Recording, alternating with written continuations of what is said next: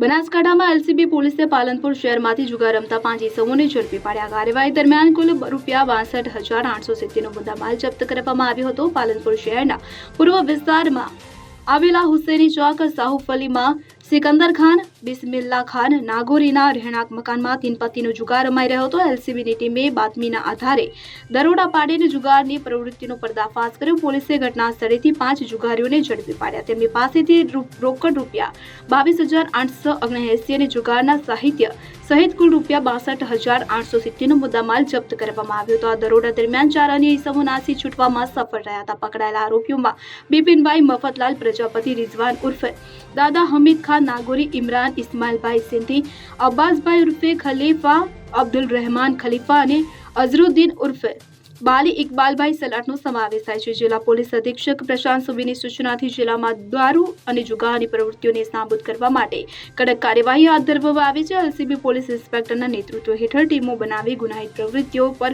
Watch રાખવામાં આવી રહી છે. પકડાયેલા અને નાસી છૂટેલા ઇસમો વિરુદ્ધ પાલનપુર શહેર પૂર્વ પોલીસ સ્ટેશનમાં કાયદેસરની કાર્યવાહી કરવામાં આવી છે. Bureau report CN24 news. હવે જુઓ દેશ દુનિયાની તમામ ખબરો તમારી આંગળીના ટેરવે. ઉઠાવો મોબાઈલ અને ગૂગલ પ્લે સ્ટોર પરથી ડાઉનલોડ કરો અમારી CN24 ન્યૂઝ મોબાઈલ એપ.